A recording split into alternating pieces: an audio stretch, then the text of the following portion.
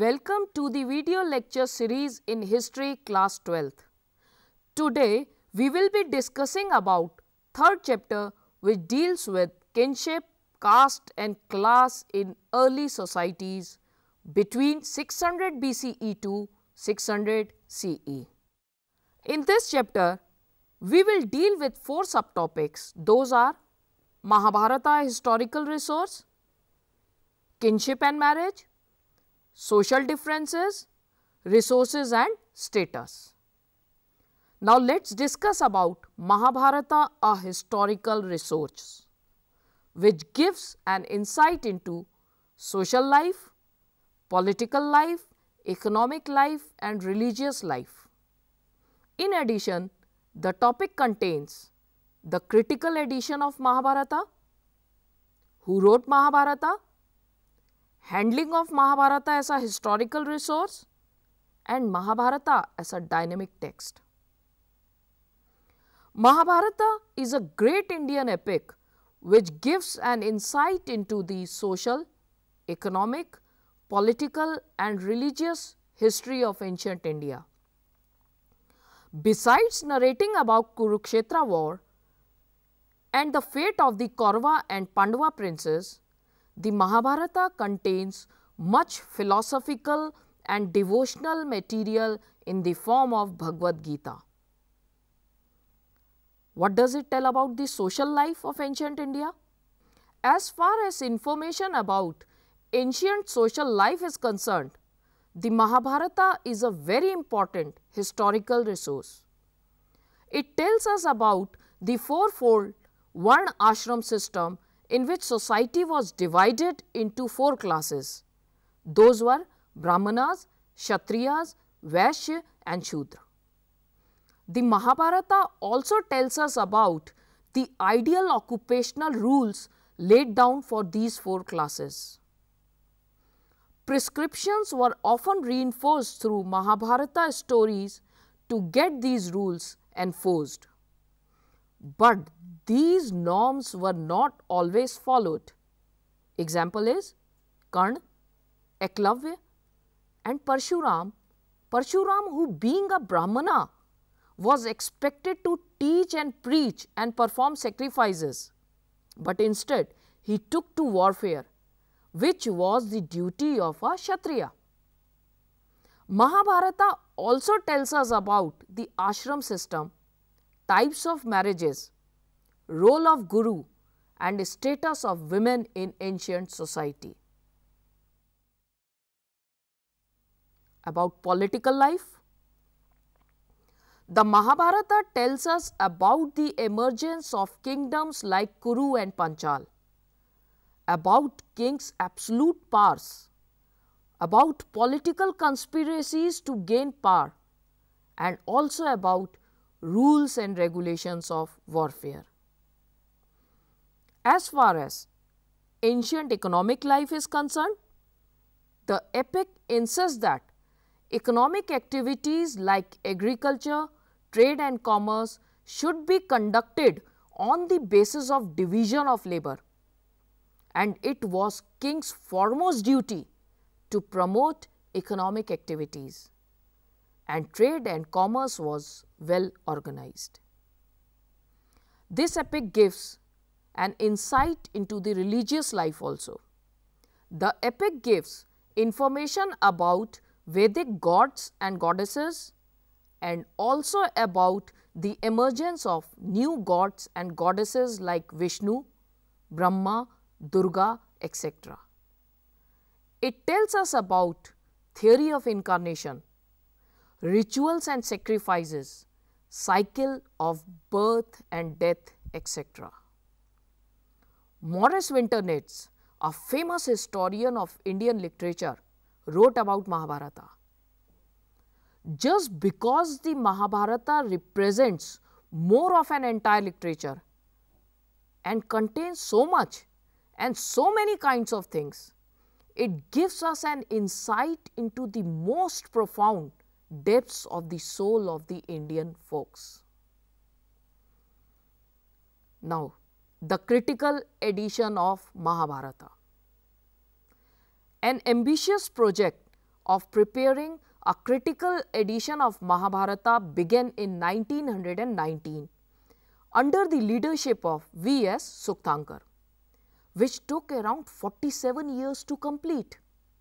But two very important things became clear. Number one, there were many common elements in the manuscripts from Kashmir to Kanyakumari and even in Nepal, I mean all over the Indian subcontinent. Second most important thing was there were huge amount of local variations, which shows the formation of social history, which is the outcome of a dialogue between dominant traditions and local traditions. Who wrote the Mahabharata?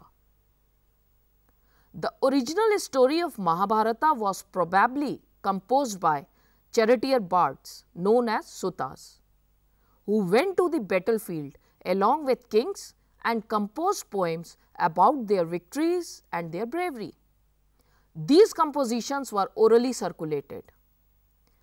During the time of formation of kingdoms like Kuru and Panchal around 500 BCE, Brahmanas took over to the writing of Mahabharata. Maybe because kings wanted their history to be recorded and preserved, and probably this was the time when old social values were getting replaced by new values.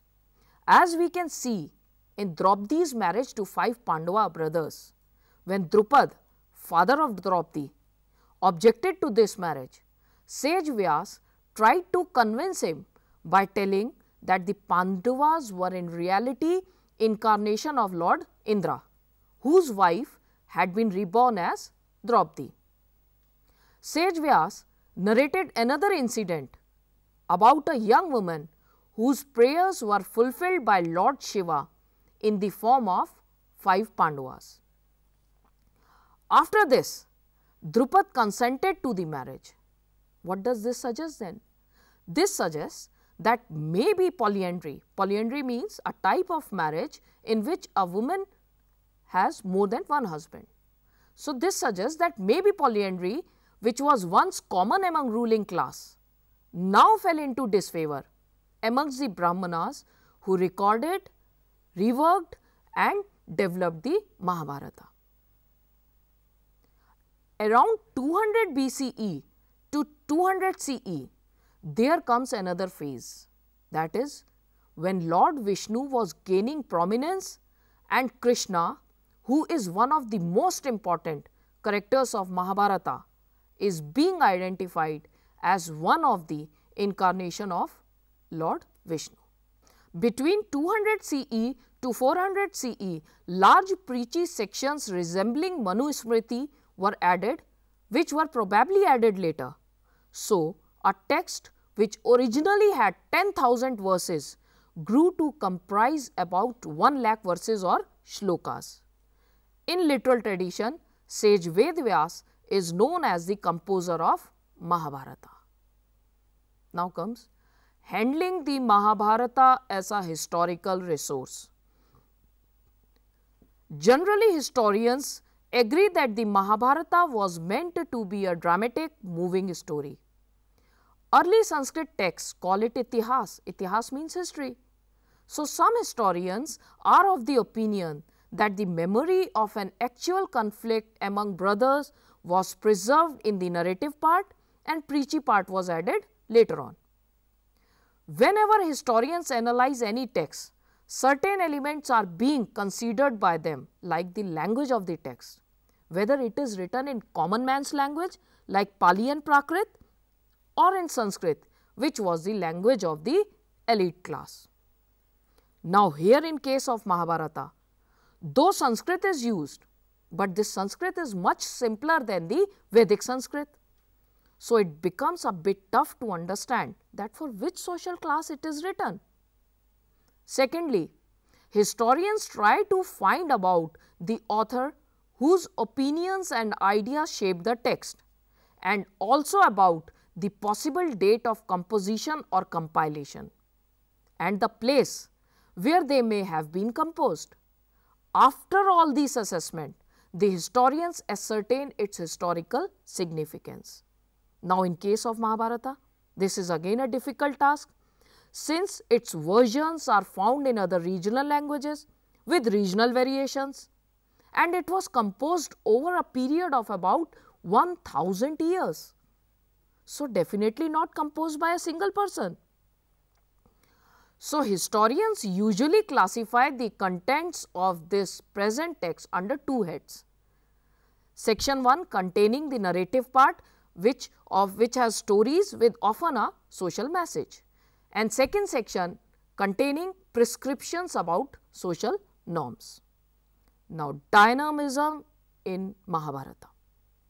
The epic Mahabharata was written not only in Sanskrit but in a variety of languages like Malayalam, Tamil, etc.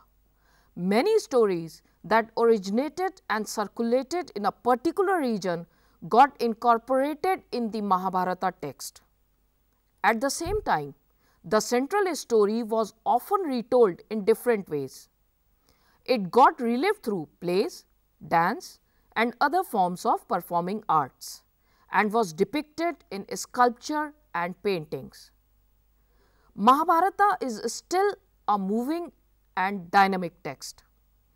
As we can see that Mahashweta Devi, who is a contemporary Bengali writer, and she is known to raise her voice against all forms of oppressions and exploitations, she has given a different interpretation of the story of Kunti and her son's escape from Lakshagriha. So, it's an ongoing process.